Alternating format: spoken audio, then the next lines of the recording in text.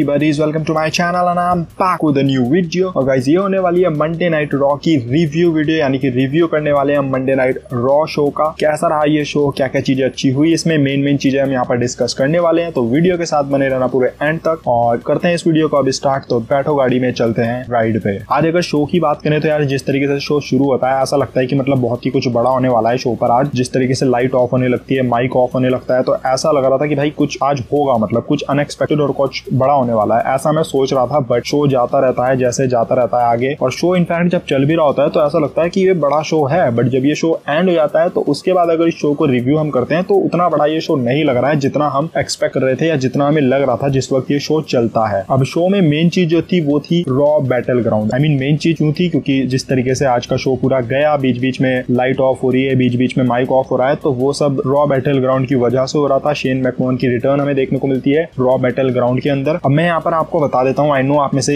अधिकतर लोगों को ये चीज नहीं पता होगी कि बहुत सालों पहले, और ये अब की बात नहीं है, बहुत ही सालों पहले यूएफसी खरीदने वाले थे शेन मैकमोहन। इनफैक्ट वो ऑलमोस्ट खरीद चुके थे यूएफसी, बट कुछ हो गया था इन दी एंड जिस वजह से वो यूएफसी नहीं खरीद पाए थे, और उससे पता चलता है कि उनको यूएफसी में इंटरेस्ट था। तो यहाँ पर अब वो यूएफसी तो नहीं ला सकते, बट उन्होंने अब यहाँ पर यूएफसी तो नहीं ला सकते, बट उन्होंने यूएफसी से मिलता जुलता कुछ यहाँ पर ले आए हैं जिसका नाम उन्होंने रॉ बैटल ग्राउंड दे दिया है। अब ऑफ कोर्स इसमें विंस मैकमोहन की कंफर्मेशन जरूर होगी, बट आई थिंक ये आइडिया जो है ये शेन मैकमोहन का ही है और इसीलिए वो इसको होस्ट भी कर रहे हैं। अब ये शुरू में तो बहुत ही मेरे को अजीब सा लगा, मतलब कुछ खास लगा नहीं, और एकदम से कुछ कह भी नहीं सकते बिकॉज अभी स्टार्ट ही है। तो आई थिंक शायद आगे आने वाले समय में ये हमें अच्छा भी लग सकता है। बट आज के अगर शो की बात करें हम यहाँ पर रॉ बैटल ग्राउंड की, तो अब ये पहला रॉ बैटल ग्राउंड था, तो उतना कुछ कह नहीं सकते इसके बारे में बिकॉज इतना कुछ डिटेल में हमें अभी बताया नहीं है WWE ने कि किस तरीके की चीजें यहाँ पर होने वाली है, यहाँ पर क्या क्या होने वाला है। अब यूएफसी की तरह है, जैसे कि मैंने बताया आपको कि यूएफसी शेन मैकमोहन का सपना था, तो यहाँ पर कहीं ना कहीं वो यूएफसी से मिलता जुलता कुछ ले आए हैं। अब अगर ये सक्सेसफुल जाएगा तो इसको कंटिन्यू होते हुए भी आप देखोगे, बट अगर ये सक्सेसफुल नहीं जाता है, फैंस को नहीं पसंद आता है, तो ये कुछ टाइम बाद ये बंद भी हो जाएगा। सो वो आगे आने वाला समय बताएगा क्या क्या यहाँ पर होने वाला है। आगे वो देखते हैं कि किस तरीके से चीजें यहाँ पर होगी। अब इसके एंड में अच्छी चीज होती है जब हार्ड बिजनेस आते हैं, तो आई थिंक वही इस शो का सबसे अच्छी चीज थी कि जब हार्ड बिजनेस आते हैं वहां पर वो पूरी तरीके से डोमिनेट कर लेते हैं, सभी बंदों को वहां पर वो मार देते हैं। तो वो तो मेरे को पर्सनली अच्छा लगा, बट ज्यादा कुछ इसके बारे में हम कह नहीं सकते बिकॉज जैसा कि मैंने कहा कि पहला ही था ये शो, तो उतना ज्यादा कुछ हम कह नहीं सकते। लेट्स सी आगे किस तरीके से ये चीज होने वाली है और कैसी ये हमें लगती है। अब इसके अलावा अगर शो की बात करें तो यार बहुत ही कमाल का प्रोमो हमें देखने को मिलता है रैंडी ऑर्टन और ड्रू मैकिंटायर के बीच में। मतलब बहुत ही लंबे समय के बाद एक प्रोमो बैटल देखने को मिला है हमें दो रेसलर्स के बीच में। ये बहुत ही कमाल का है और ये बहुत ही कमाल का आइडिया था। ये काफी लंबा भी था और आई थिंक इंटरेस्टिंग था। ऐसा नहीं था कि लंबा था तो बोरिंग था, बहुत ही कमाल का था। दोनों अच्छे प्रोमोज देते हैं। जिस तरीके से ड्रू मैकिंटायर इंप्रूव कर रहे हैं अपने प्रोमोज में, आई थिंक यार ये बहुत ही कमाल की चीज है और ये उनको हेल्प करने वाली है आगे आने वाले समय में।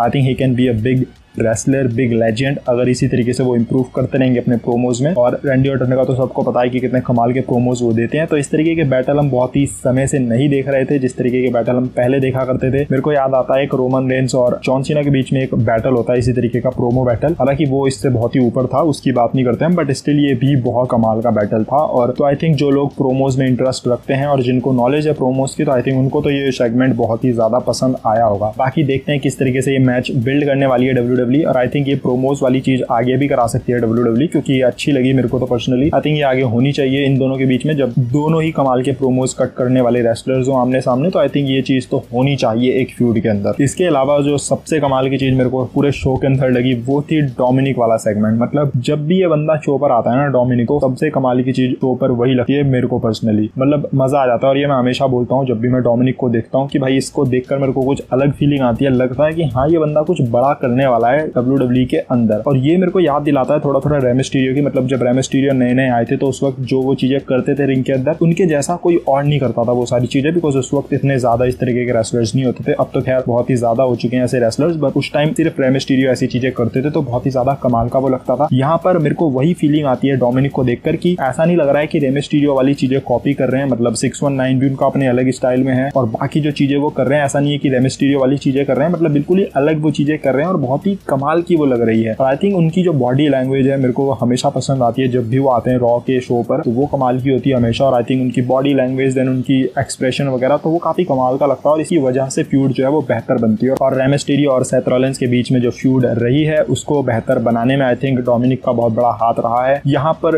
डोमिनिक चैलेंज कर देते हैं सेथ रॉलिंस को 1-on-1 मैच के लिए समर स्लैम में, तो ये ऑफिशियल हो चुका है अब क्योंकि एक्सेप्ट भी कर लिया है सेथ रॉलिंस ने ये चैलेंज। तो बहुत ही कमाल का होने वाला है समर स्लैम में इन दोनों का मैच। हालांकि ये मैंने बहुत पहले प्रिडिक्ट कर दिया था 2 महीने पहले प्रिडिक्शन वीडियो में समर स्लैम की कि ये मैच WWE बिल्ड करने वाली है समर स्लैम में फॉर श्योर। जिस तरीके से डोमिनिक को दिखाया जा रहा था ये सिर्फ डोमिनिक के लिए था इन दी एंड। तो यहाँ पर डोमिनिक मजेदार लग रहे हैं। यहाँ पर देखते हैं समर स्लैम में किस तरीके से रेसल करने वाले हैं। मेरे को तो एक्सपेक्टेशन बहुत ज्यादा है डोमिनिक से, मुझे लगता है ये बहुत ही कमाल करने वाले हैं WWE के अंदर। और आई थिंक मैच भी ये बहुत ही कमाल का होगा इनका और सेथ रॉलिंस का समर स्लैम में। अब क्या कोई स्टिपुलेशन ऐड होगी इस मैच में, कुछ ऐड होगा या फिर ये सिंपल मैच होगा, आई डोंट नो वो कैसे होगा, बट फिर भी जो भी होगा वो कमाल का होगा। और जिस तरीके से वो अटैक वगैरह करते हैं, मतलब मर्फी पर अटैक करते हैं, वो सेथ रॉलिंस पर अटैक करते हैं, वही किंडरस्टिक को लेकर आते हैं एक बार फिर से। यहाँ पर 619 भी लगाते हैं वो, तो वो बहुत ही कमाल की चीजें थी। देन रिंग के ऊपर से चढ़कर वो दोनों के ऊपर कूदते भी हैं, तो बहुत ही मतलब कमाल का वो सेगमेंट था। अब समोआ जो भी हमें इस चीज में दिखे इन्वॉल्व होते हुए, तो समोआ जो का यहाँ पर इन्वॉल्व होना ऐसा नहीं है कि वो बिना ही मतलब के इन्वॉल्व हुए हैं, कुछ ना कुछ तो यहाँ पर WWE का कोई ना कोई मतलब है इस चीज में। हो सकता है समोआ जो आगे सेथ रॉलिंस के साथ फ्यूड में आने वाले हैं, मे बी इस फ्यूड के बाद वो आने वाले हैं सेथ रॉलिंस के अगेंस्ट, या फिर इस वाली फ्यूड के अंदर डोमिनिक और सेथ रॉलिंस की फ्यूड के अंदर, या फिर हो सकता है कि ये एक बैकअप प्लान है। मतलब अगर डोमिनिक और सेथ रॉलिंस के बीच में मैच नहीं हो पाता है, डोमिनिक नहीं अवेलेबल होते हैं, तो सेथ रॉलिंस के ओपोनेंट समोआ जो भी हो सकते हैं समर स्लैम में। तो मतलब कुछ भी पॉसिबल है यहाँ पर। ऐसा नहीं है कि ये जो सेगमेंट समोआ जो वाला दिखाया ये बिना मतलब का था, इसके पीछे कोई ना कोई WWE का रीजन था और कोई चीज उन्होंने यहाँ पर हिंट करी है, वो आगे आने वाले समय में हमें पता चल ही जाएगा।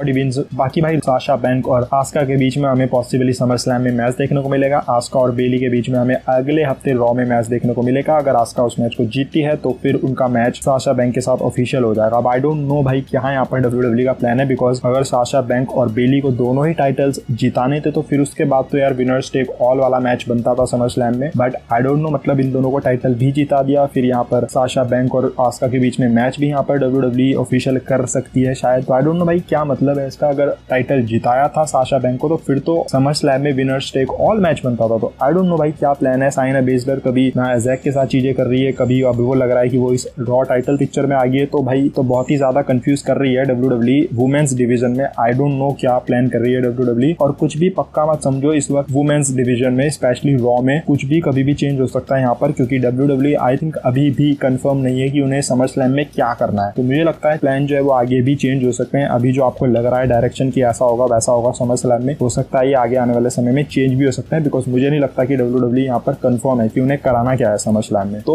लेट्स सी क्या होता है समर स्लैम में, किसके मैच होते हैं, बेली के कौन ओपोनेंट होता है, साशा बैंक के साथ कौन फेस करता है, क्या ट्रिपल थ्रेड मैच होगा या आस्का के साथ होगी या साइना बेजलर के साथ होगी या क्या होगा, आई डोंट नो, वो आगे आने वाला समय बताएगा। बाकी इसके अलावा एक ट्रिपल थ्रेड मैच होता है 24x7 चैंपियनशिप का, जहां पर अकीरो टोजावा उस मैच को जीत जाते हैं, तो अब वो बन चुके हैं नए 24x7 चैंपियन। तो इसके अलावा रॉ के शो पे कुछ खास होता नहीं है, मतलब जिस हिसाब से रॉ के शोज जा रहे हैं पिछले, एक्सपेक्टेशन बहुत ही ज्यादा रहती है रॉ के शो से। तो अगर उस एक्सपेक्टेशन के हिसाब से इस शो को देखा जाए तो उतना खास नहीं था ये, बट अगर वैसे देखा जाए स्मैकडाउन से कंपेयर किया जाए तो उससे तो ये बेटर ही था। खैर लेट्स सी क्या करने वाली है WWE रॉ के अंदर आगे आने वाले समय में। फिलहाल इस वीडियो को करते हैं यहीं पर एंड, मिलेंगे बहुत जल्द एक नई और इंटरेस्टिंग वीडियो के साथ। सो टिल देन अपना ख्याल रखो, अपने घर वालों का ख्याल रखो, and of course don't forget to like, share and smash the subscribe button.